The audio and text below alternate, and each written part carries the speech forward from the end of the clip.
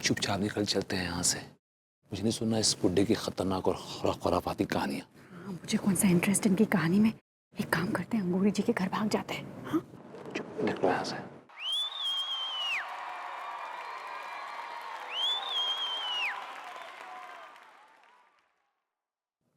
रुक जाओ, तुम दोनों मेरी कहानी सुने बगैर कहीं नहीं जा सकते। ये क्या जबरदस्ती है यार? हमारी मर्जी हम सुने, हमारी मर्जी हम ना सुने। ये क्या जबरदस्ती कर रहे हैं? तुम्हारी मर्जी नहीं चलेगी, यहाँ पर हमारी मर्जी चलेगी। लेकिन ये तो जबरदस्ती हुई ना। जब हम नहीं सुनना चाह रहे तो आप हमें क्यों सुना रहे हैं? नहीं बेटा, कहानी तो तुमको सुननी ही पड़ेगी।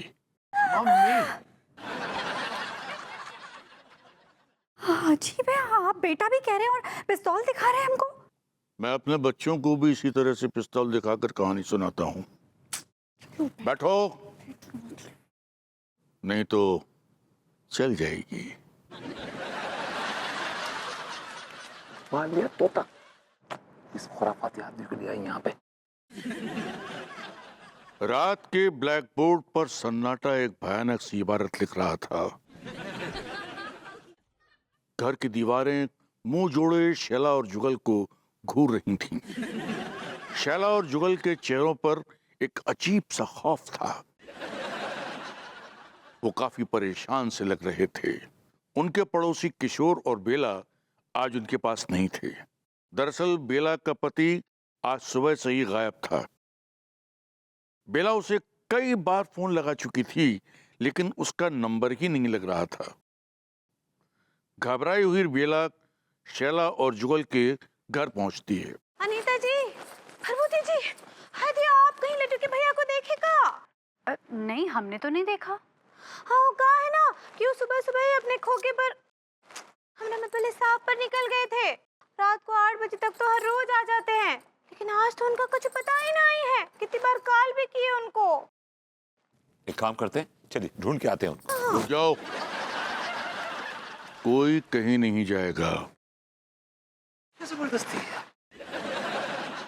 किशोर को लोग जैसा समझते थे वो वैसा था नहीं।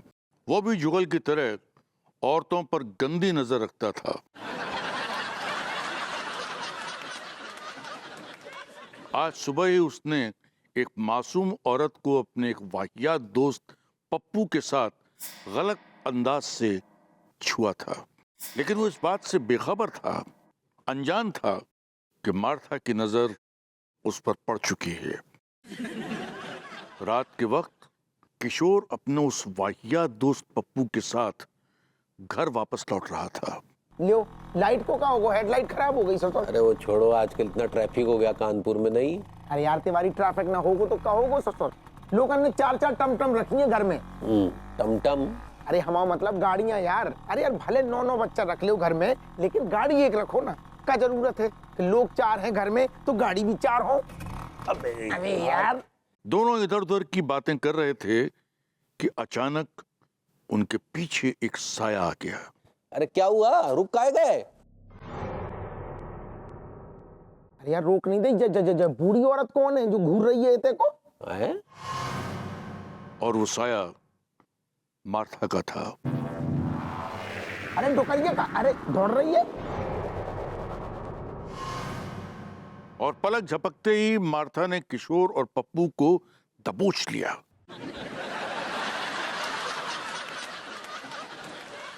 और फिर खामोश फिजाओं में किशोर और पप्पू की चीखें गूंजने लगी।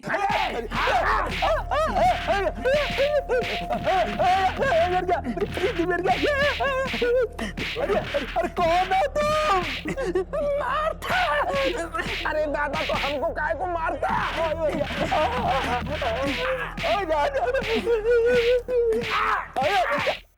बस मेरी कहानी का आज का पार्ट तो यहीं पर खत्म हो गया। नहीं, डरने की जरूरत नहीं है।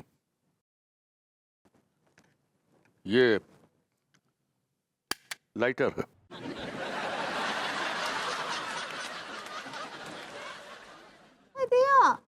और लड़के भैया अभी तक आए का है नहीं। तो बचाओ बचाओ बचाओ, वो हमें मार डालेगी। अरे क्या हुआ, कौन मार डालेगी?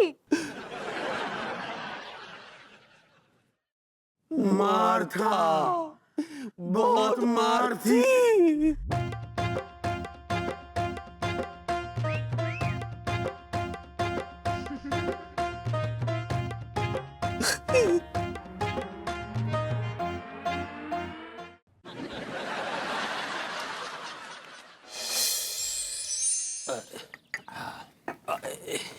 हदिया मर गया।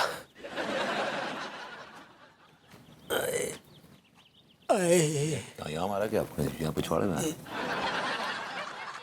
अब तिवारी जी खड़ा नहीं हुआ जा रहा है तो बैठ जाइए। नहीं बैठ पाएंगे भाभी जी, थोड़ी सूजन है, बैठने में तकलीफ होगी। हाँ पीछे बहुत सूजन है। नहीं पगली इतना डिटेल में नहीं जाते हैं। हाँ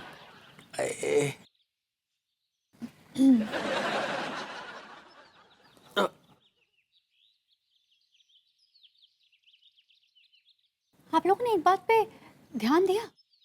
कौन सी बात? जब आशियाना जी अपनी कहानी हमें सुना रहे थे तो उन्होंने जिक्र नहीं किया था कि कहानी में 2 लड़के मार्था से पिट गए, और अगले दिन सुबह टीका मलखान ने हमें बताया कि उन्हें कोई बुढ़ी औरत पीट गई। मुझे बताया उन दोनों ने कि उनको भी मार्था ने पीटा है। और फिर जब आशियाना जी ये जिक्र कर रहे थे कि उनकी कहानी में मार्था ने जुगल को पीटा, उसी वक्त विभू को मार्था पीट गई।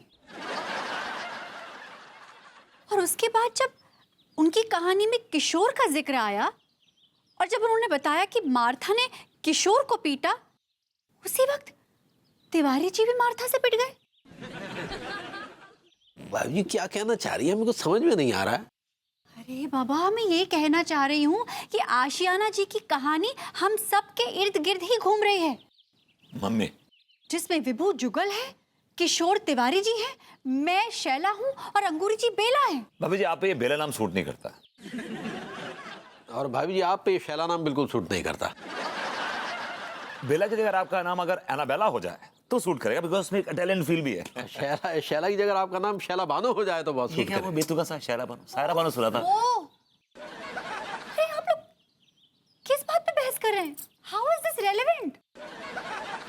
इम्पोर्टेंट बात तो ये है कि आशियाना जी ने एक और बात का जिक्र किया था। किस बात का जिक्र भाभी जी? यही कि मार्था सिर्फ उन मर्दों को पीटती है जिनकी बुरी नजर किसी और पराई औरत पे होती है। हाँ, ये तो हम भी सुने थे कि वो उन्हीं को पीटती है जिनका नजर पराई औरत पर होता है। इसका मतलब उनकी कहानी के मुताबिक जुगल और किशोर यानी कि विभू और तिवारी जी की नजर भी किसी पराई औरत पर है। ये कैसी बातें कर रही बेबी तुम? मेरी नजर किसी पे नहीं है यार, किसी पे भी नहीं है। अरे हमको बताइए लटके भैया, आपका नजर किसी पर है का? अरे नहीं नहीं पगली, हमारी भी नजर किसी पर नहीं है। झूठ मत बोलिए आप लोग। नहीं बेबी, मैं सच कह रहा हूँ यार, मेरी नजर किसी पे नहीं है। तिवारी जी को हो सकती है because he is a cheap man. अरे ये क्या क्या क्या बकवास कर रहे हैं? यू नेवर नो, आपका कैरेक्टर ऐसे ही है कोई। शट अप, हमारा भाभी जी के अलावा किसी पर नजर नहीं है। मतलब आपकी भाभी जी पर आपकी हो सकती है किसी पराई औरत पर नजर। एक्सक्यूज मी, मेरी भाभी जी के अलावा किसी पे नजर नहीं है। आपकी भाभी जी के अलावा और क्या? नहीं नहीं, हमको तो लगता है अनीता जी कि इन दोनों का नजर गुलफाम कली पे है। बिल्कुल सही कह रही हैं, बिल्कुल सही कह रही हैं अंगूरी जी। हाँ, आप दोनों का फेयर चल रहा है गुलफाम कली के साथ। भाभी जी, it's not fair, it's an affair. सही पकड़े हैं। लेकिन भाभी जी ये झूठ है, it's a lie, it's a lie, it's a lie. ये झूठ है या सच है, ये तो अब मैं पता लगा के रहूंगी।